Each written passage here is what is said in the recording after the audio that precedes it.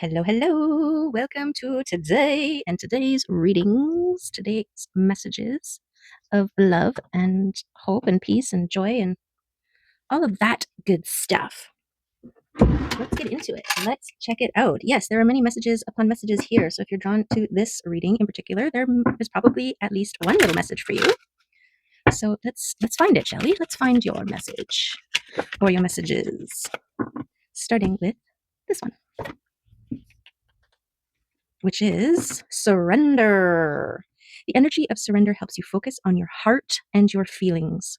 Surrender is necessary to release old patterns that prevent you from opening up your heart. Surrender makes your fear vanish. Okay. To be who you are is a mutually healing process, both for yourself and for the people around you. Absolutely. Because hurt people tend to hurt people inadvertently or vertently, right? Wounded people with open wounds tend to bleed on others. This is just how it works. And it also works the other way too. Healed people overflow their liquid sunshine on the people around them. So this is the awareness, the goal, the point, the direction, the motivation to healing. This is fix your oxygen mask before you fix someone else's. Because you have more to give when you are fully oxygenated. Okay, and that sweet, sweet overflow sauce, your liquid sunshine, can do way more good than, other things. Yay, Wunjo and Fehu. Ooh, this is beautiful. This is why you surrender. Surrender to the things that are out of your control. Allow them to be. Don't fight against the current. Don't fight against the momentum or what is happening. If it's already happening, you just kind of got to let it, right? You can only get out ahead of things. You can only intend for your future. Everything that is happening now is the result of your intentions of the past. That makes sense. Okay, let's read these. Okay, so Wonjo is a joy. The hummingbird is joyful as he dances in between the flowers. His happy energy and satisfaction and harmony with life brings his wishes into being. He dances his dance, surrounded by the jewel-like flashes of his friends and family. Wunjo, with its ecstatic energy, is a most welcome rune. It has a certain bittersweetness as the final rune of the first et, bringing the whisper of change or a shift, like the first rays of a sunset after a perfect day. When this delightful rune pops up, you can expect joy, fellowship, and harmony. A symbol of well-being, it brings love, prosperity, and fulfillment. Keywords: joy, pleasure, belonging, kindreds, and prosperity. Beautiful. We'll take them all. And Fehu the squirrel, the hardworking and energetic red squirrel, holds aloft her golden acorn, a lucky discovery after a successful forage. It takes effort, but she is richly rewarded and her family is well fed. Red squirrel needs to be careful about hoarding all her nuts in one place. Her treasures are safer when spread around a little. Fehu is a high energy rune, and it brings luck and fortune. As the first rune of the first et, it speaks of beginnings. This is the rune that refers to movable property like money or possessions. In readings, it references prosperity, in particular that achieved through your own efforts. It can indicate financial security and successful business, property, and asset negotiations. Fehu can also mean reduced financial problems and unexpected good fortune. It is a sign of hope and plenty, success, and happiness. Wealth, luck, abundance, energy, and fertility.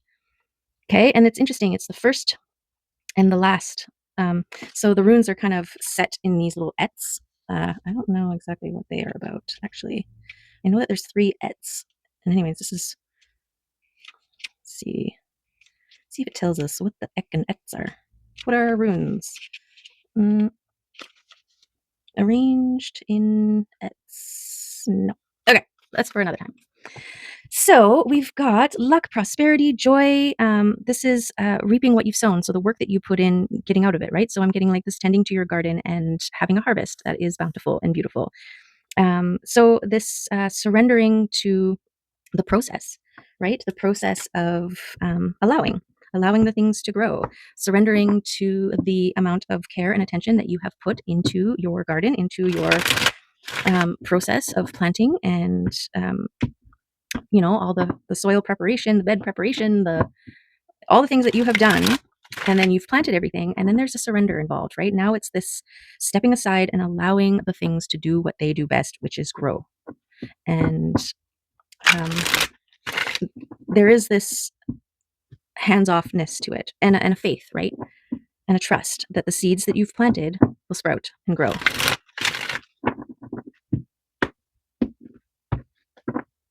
and joy, this joyousness of surrendering to the flow of the river, right? Where it's taking you, what you're seeing, what you're being shown, what you have manifested in the past, being shown to you in your now, surrendering to it all and finding your joy, finding your joyful spots, places, feelings, vibes, resonance. Okay. Let's get into the reading. Ooh, we've got ancestral gifts. So this is, I'm getting like when you are in a state of creating and you're tapping into gifts from your ancestry, um, maybe, right?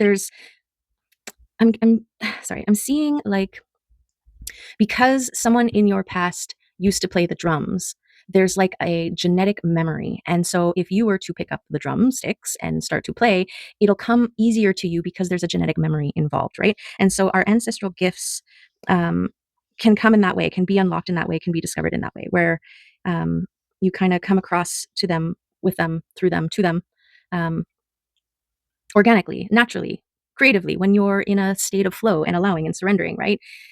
Pretty soon you're tapping into these things that you're like, oh, I didn't realize I could do that. And it's because you've hit some sort of ancestral memory button. Okay, what do we got here? We got all these cards and then this one. Okay, so this one here is the balancing of the masculine and feminine and either going inward or moving away. Okay, and this is going to determine this balancing of um, your masculine and feminine energies is going to determine, and this connection with the heart, kind of like a triangle, right? The masculine and feminine on either side, and they are connected and focused point. I don't know, I'm getting, maybe it's because of this triangle here, but to your heart. So there's this um, energetic circuit that's being created, okay? And it's pointing to your gifts. So that is the state of balancing within, allowing you to access your gifts from your ancestors, your ancestral line, okay? The Empress. And this is how you get into this state of allowing. She is in surrender mode. Look at this pose, right? She is wide open. She's completely surrendering. She is emitting this frequency of trust and faith and joy. And it's all coming back. It's circling back to her. Okay. So this is definitely moving towards the heart. Okay. And your heart, your inner self, your intuition, your higher self, these are all heart connected. Okay, it's almost like the heart is your processing system that everything kind of moves through. Yeah, um, yeah. Okay, so we've got this King of Wands here and the Eight of Wands. So the Eight of Wands is the fast-moving energy. This is the card of things are coming quick. Wands are typically communication. They deal with the throat chakra. And kings are about action. So this is like an action king taking action on communication. Okay. And so we'll see what else that is about. This could be, like going after a job opportunity, right? Putting yourself out there, or even responding to an email that comes in offering you a job, right? Sending your invoice. This is all action oriented communication. Okay, stepping out of your comfort zone. So I'm getting this push, this need to step out, which makes sense because life exists outside of your comfort zone, right? That's where new, unexpected things have access to you, to come to you. Okay, and this is the justice. This is the balancing, the things that you getting back what you gave. Okay, and so yeah, those things are outside of your comfort zone. You're not going to find those amazing job opportunities sitting at home. Although, some of you might with the internet, if you're findable online, people are communicating to you through email. And so, yeah, you can be anywhere to receive those. But I think it's important to engage in uh, community, public. Okay, we'll see. We'll see what else is here. So we've got a tower and things happening behind the scenes. So I feel like something that's happening behind the scenes that is kind of like a comeuppance, like you're supposed to get back what you give tenfold or threefold, whatever. There's a multiplying thing going on here. And so this could suggest that something that's coming to you is going to be like a huge what moment. Okay. So say it's this job opportunity that requires you to relocate or work remotely from another spot, which is relocating, or there's so many different ways, right? So you got to kind of apply it to your personal situation. But towers are typically those sudden upheavals of your usual. Okay. And maybe that's what it has something to do with coming. Maybe this is going to be something that forces you out of your comfort zone in a way, like in a good way, right? Like having to relocate for work, and it's like a dream job. It's beautiful. There's something happening. This is the faith and the trust. This is like the surrender to the process card. Like you're trusting that those seeds that you can't see, that's under the surface, that you have planted, are growing. Okay. Got destiny and temperance here. So this is trusting the process. This is in due time. This is also a little bit of the balancing of the masculine and feminine, but like think of tempering a sword or tempering in baking, right? It's little bits at a time that eventually add up. And so this is really feeding into this energy that's going to move you out of your comfort zone. And this, because it's right beside this action communicator, I feel like this is some sort of truth here, because this is like the sword of destiny, but also the sword of truth. Okay, so we've got dedication and momentum. So I feel like this momentum, this keeping pace, like being consistent with your emotional regulation. This is why the justice, the getting back what you give, is coming back to you. Um, this dedication to your emotional well-being. And then we've got the Queen and Seven of Pentacles. So the Queen is confident, nurturing. She's in her garden, tapped into her intuition, and just living her best life. Okay. And then this is the grounding, centering, being in nature and connected to your higher self, your intuition, meditative mode. Okay. And this is, I think, how you maintain the emotional regularity here. And this dedication, I'm getting this like this balance between being in your comfort zone and making moves. Okay, because this golden acorn here is a abundance and prosperity um, based on your work, right? Your efforts, your dedication, and I guess commitment. But like, yeah, it's like tending your garden, and then you get to sit and enjoy all the things that you've grown, right? When they are ready, when they have gone through their process and grown into their delicious, delicious cells, whatever you're growing out there. Maybe they're plants and flowers, but it's like, she's growing wheat here, right? And so there's the growing of the wheat and then the harvesting of the wheat. And then you have to grind the wheat down, remove them from their husks to turn them into a flour. And then you have to mix it with other ingredients and bake it and make it into a yummy, yummy bread that then you get to enjoy. But it's a process, right? You can't just chew on a wheat stalk and be like, bread. You have to put in the effort.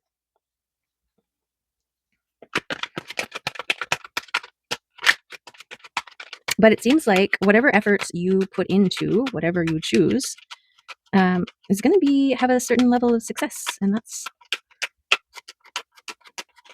good. That's good news. We like success and joy. We like those things. Okay, any cards want to come out? What's going on here? Oh, there's some. Is that one? Got all the swords and judgment coming out. Oh, what's that one? Oh, that one fell on the floor. Oh, okay. All the cards are coming. Okay, so this is the effort, right? I can bend down, and it's your overflowing cup. So this is the effort that you have made to become an overflowing cup. And what's this one? The transitioning from one version into another. And we've got boundaries and the Queen of Swords here. And so 7, 8, and a Queen of Swords. So this is the transformation card, right? Turning into a butterfly. And this is the boundary line, right? When you're in a transform, it's just like the cocoon, right? The cocoon serves as a boundary. It's like a protective area for you to transform in. And so boundaries are always a really important part of all of the readings because it's in almost every reading. Boundaries are so important. Boundaries are something that you need to put in place to support yourself, to enable yourself, right? Just like the caterpillar needs to create its own cocoon in order to transform into the butterfly. You need to create your own boundaries so that you have the best results um, to your growth. Just like a garden, if you have a lot of deer, you have to create fences, you have to create boundary lines so that the deer just don't have all the access. And the deer aren't necessarily doing it on purpose. They're just trying to live, and there's this smorgasbord of food, right?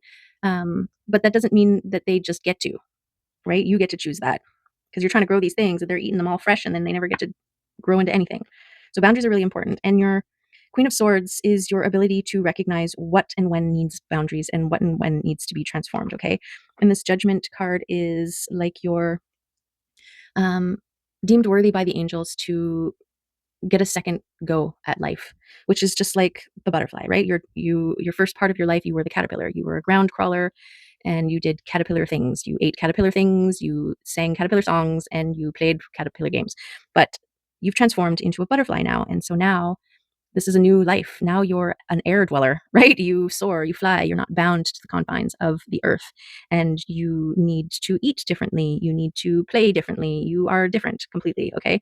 And I feel like, yeah, this Judgment is kind of like an opportunity to live a new version of you. Okay. And this is it. This is the new version of you. That's the old version. And now attention is on this new version. And it's a lot like starting over again, right? The butterfly is learning how to fly for the first time. Even though it's lived as long as it has as a caterpillar, it's everything's new.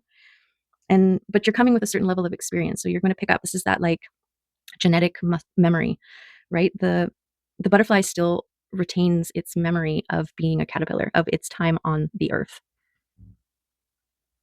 Okay, so where are these guys going? These guys are kind of all over here. I feel like Judgment and Justice.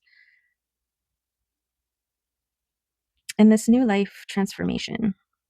It's like you've transformed into this, um, into the Empress. And I think this is the boundaries that you've created so that the things behind the scenes can grow. Okay, and the Tower moment is that, coming out of it's the acclimation period. Like, oh, I'm totally different. I got to do things totally different now. This, I feel like your Queen of Swords here is who protects and creates boundaries and cuts away and weeds, right? It's a necessary balancing to the queen who gets to reap what she's sown, gets to enjoy the fruits of her labor. Okay, and I feel like maybe this dedication to your transformation here is also what is fueling or fertilizing the soil that things yet to be revealed are growing in. Okay, does that make sense? Yes. I'll take your silence as a yes. Okay. Let's see what else we got here. Yes, this overflowing cup. It really does come from emotional stability, right? You being valuing and being in control of how you respond to things, how you feel about things. You're no longer being puppeted by others to respond a certain way, to feel, to whatever, right? That is a certain level of power. It allows you to focus in and overflow. And your spirit team is super, super happy about this. Okay, and I feel like this might be here because this is your ancestral, like sign synchronicities, messages, gifts. And these are like your archangels, ascended masters, and ancestors, all kind of everyone on your spiritual team being like, yeah, you're doing it. They're the ones that are like, yes, you deserve to get back what you put out because you've put out a lot of good stuff. like liquid sunshine stuff, and you've done the transformation and you've balanced your masculine and feminine within.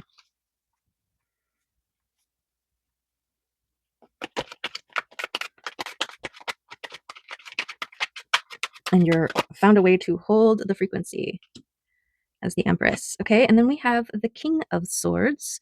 So divine counterparts on the table, the King and Queen of Swords. So this is the discernment and protection. This is that balancing of the masculine and feminine within, right? This is what has allowed the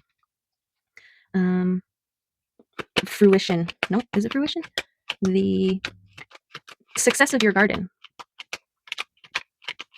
right? Your Queen of Swords is like, aha, there are deer eating the little green buds. We need a boundary. We need to have a fence here and a fence there, and maybe put a gate here so we can still get in. And the king's like, all right, let's do this. And the king makes it happen, builds the fence, puts it in.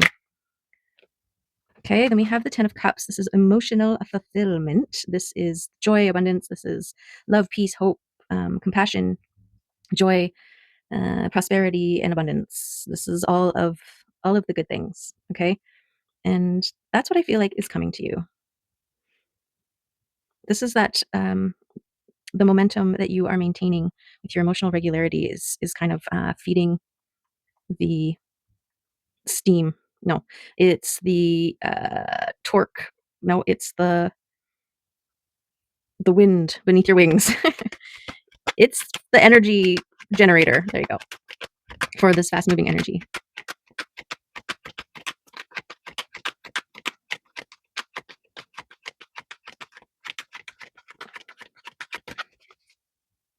Yeah, this is beautiful. This is like fulfillment on all the feely realms, which is a beautiful kind of abundance. Right? No fear, no worry, no doubt, no strife. All of the other things, all of the opposites of those.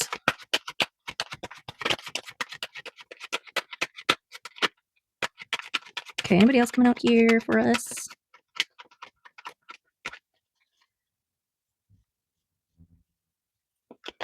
But yeah, that's why it's important to have a balanced masculine and feminine.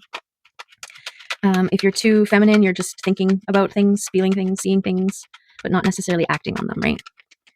And so you need that masculine energy to act. It's like the yin and yang, the two components that creates a wave, right? The masculine brings the water up and the feminine crashes the water down. And both are necessary for a wave to exist. And we are like waves in the ocean, sometimes depending on the metaphor. But we are surrendering to the ebb and flow. Okay. Two counterparts. Okay, so the King of Pentacles is the grounded, rooted, stable, sturdy king that is also making things happen. Confident, stable, just like an oak tree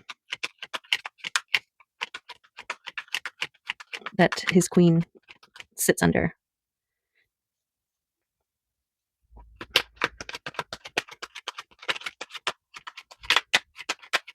And I think this is your ability to hold on to your finances. This is like your material realm. And there's definitely a balancing of your material realm and your boundary game, which is a good little balancing there, right? Cutting away, creating boundaries, weeding, planting seeds, growing them, recognizing time. Things take time. So patience. I mean, it could also represent something in the material realm that's on its way to you, like this offer, right? Maybe that's your wish. And this is somebody who's coming in with this opportunity, right? This could be the email that's like, hello, would you like to go on or relocate? I don't know. There's so many things. that would be awesome. But opportunities come in many, many forms, right? And so use your discretion. The Magician. I feel like this coming out, um, it's kind of like your ability to create your own offers, to make your own wishes come true. Okay, because the Magician is magic and an alchemist. And it makes sense that the Magician would be here, because to maintain this emotional regularity, there is a certain level of alchemy involved, because the world kind of wants to give you everything. And you, with your really great boundary and discernment here, balance, are able to take what is for you, and cut away and create boundaries against the things that aren't for you. But some things you are actually alchemizing, changing to make work for you. Like I always go to the flux capacitor in Back to the Future. And I think it's the second one or the third one. Anyways, one of the sequels. He uses garbage. He stuffs like banana peels and whatever waste into the machine, and that's how he draws energy from that. And so it's almost like somebody throws a bunch of eggs at you, and you're like, "Oh, perfect! I wanted to make a deviled egg sandwich or whatever," right? Like you're this alchemizing, this turning. It's like upcycling other people's trash into beautiful things. Here is the communication, passionate communication on route. Okay, this is the Knight of Wands. Wands being communication, truth, being served here. So because it's over this meditation here, it might be something that comes to you in a meditative state, right? A great idea, an insight. Yeah, great idea. People have changed their lives around in history over, a great idea that they run with, they take action on, right? That's this King of Pentacles. The Queen is like in her abundant, opulent setting, coming up with all these beautiful, beautiful ideas. And the King's like, that's a great idea. Let's run with that one. And he makes it happen. So that tracks there as being a potential great idea coming to you. Okay. And also with you being this Empress, this drawing in, radiating and drawing in, positive feedback loop here, you would definitely be drawing in ideas, right? And something from your ancestors, they're also like doing little whispered, hey, what about this idea? Hey, what about this idea?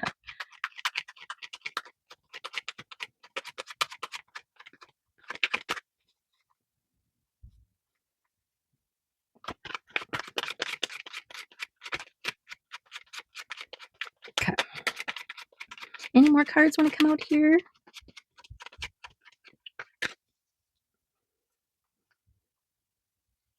Okay, we'll go through one more time. Is any more cards in this deck that want to come out? Now is a good time. Those ones. And that's it. There was two cards that didn't go into the mix here, the Fool and the Knight of Cups.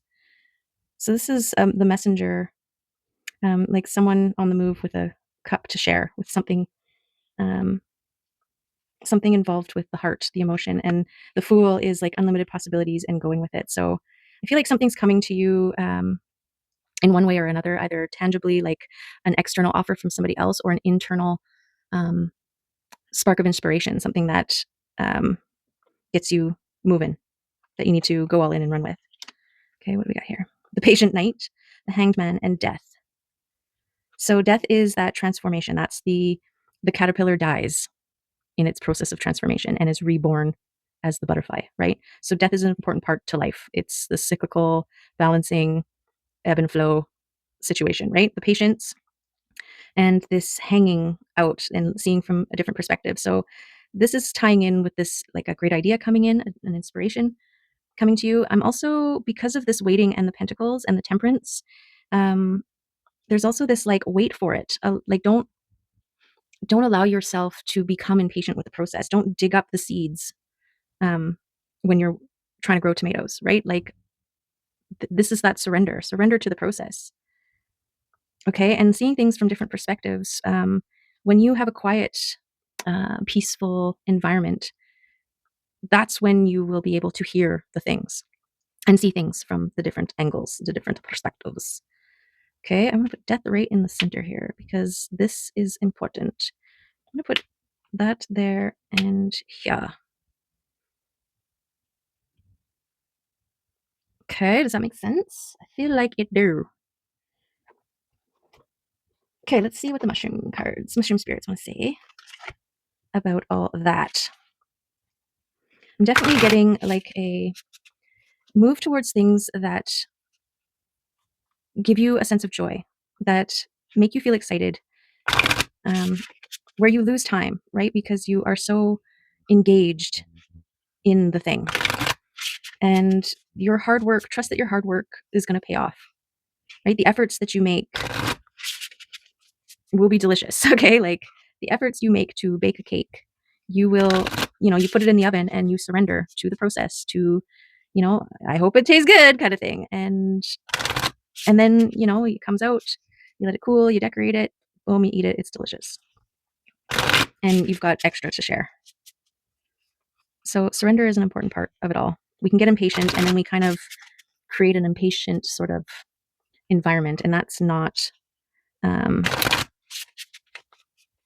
don't know, it's not as nurturing, right? It's like a parent being impatient with its kid being a baby. Like, would you just hurry up and be a teenager or whatever? And it's like the baby's like, oh my God, I was just trying to live life as a baby right now.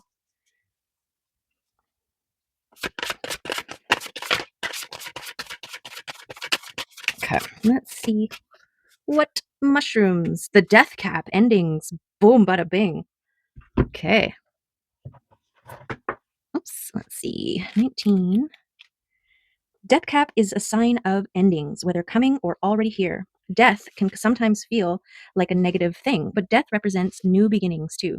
Letting go of that which no longer serves you can feel very painful, and it may be that something you have held onto isn't allowing you to move forward. Endings can also mean many positive things, especially if it means there is an end in sight for something you have been working on or are trying to achieve. This card is a blessing, but also a warning. Don't be alarmed and don't let fear or negativity in. Everything is as it should be. Know that there are greater things at work here. Don't resist what is coming. Surrender. It is time to take your hands off the steering wheel and let what needs to fall away do so. Death always comes sooner or later, and resisting just delays the process. But with death comes new life. The death of something gives you the building material to start the new. What do you need to finish or bring to an end? What are you hoping will stop? Ask yourself, what do I need to let go of to bring what I desire into my life? Make it final and remember RIP is rest in peace. Let go and let flow. Welcome a new start and go forth knowing it is for the greater good. Beautiful. Yes, and this applies on all the levels, of course, right? Like turning down something, a job that you did not feel compatible with. Let it die. You don't need to pick it up and look at it and reconsider it and think, oh, maybe I should have or not. And just let it go, right? Let it go, let it flow. I like that. Surrender. Surrender. Okay, we can hold on really hard to the past versions of self, even because we don't know what to expect it because we're comfortable there. We know how to manage it. We know how to respond to it. But if the caterpillar refused to let go of its old version of self, it never would turn into a butterfly and fly. So yeah, sometimes we can choose what we release, what we let go of, or what needs to be released or let go of. And other times the things just kind of happen. And so when you see something leaving, just let it, right? Don't stand in front and be like, where are you going? What are you doing? I thought we were doing something together. Just be like, step out of the way and be like, okay, yeah, come, go, we'll do what you got to do.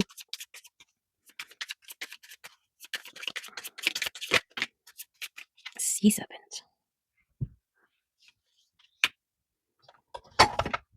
Spirit card. Okay, sea serpent. Where are you? Healing emotional wounds, expressing desires. The sea serpent represents the energy of expression. What's going on over here? Whether it's emotions, creativity, sensuality, or desire, the sea serpent helps us move and direct our energy into a healthy current. When the essence of this card is in balance, we express ourselves creatively and sexually without fear or shame. We know what we desire most. Our hearts are at ease and our relationships are meaningful and enduring. We loosen the grip of self judgment and we let the cool waters of forgiveness in to heal our wounds. When the energy of sea serpent is not yet activated, our emotions and creativity are left in the muddy waters. The current of expression stagnates in some areas of our lives, and in other places it floods. It's important to remember no matter what the waters of our emotional lives look like, the sea serpent loves us just the same. Like a mother, she wraps herself around us in a gesture of protection. She supports us as we learn to express our true natures. The sea serpent and the second chakra. The subtle energy of the sea serpent occupies the area of the Svadhisthana chakra, located deep within the pelvic bowl. This chakra is known as our center of creativity and desire and is associated with the water element and color orange, sorry, not purple at all. Svadhisthana translates as in her own abode, indicating this chakra is the home of the divine mother or Kundalini herself. Oh my goodness, my tummy. I think it's hungry. I think it's hungry. Okay. Let's get one of these kitty cards.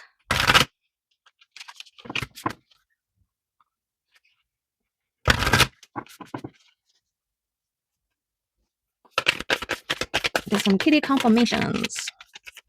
There it is. Passion. Meet Ember. She is the light blazing inside our being. She is our fire, our drive, our fuel. She is our very life force, yearning and stretching in the direction of our love. Notice what makes Ember begin to glow and burn brighter. Perhaps it's talking openly with a friend or cuddling with your love, or perhaps it's playing your guitar, scaling a mountain, or writing your story. Look for that spark within and honor it. Stoke that fire with intention. Honor your passion with time and dedication. Feed that flame with devotion. Let passion ignite your life with beauty, energy, and purpose. Okay, and this is that passionate night, right? That you tap into in your meditative state. Okay, that's bringing in truth, clarity, and creativity. All of the things, the joy. Okay, move passionately towards your joy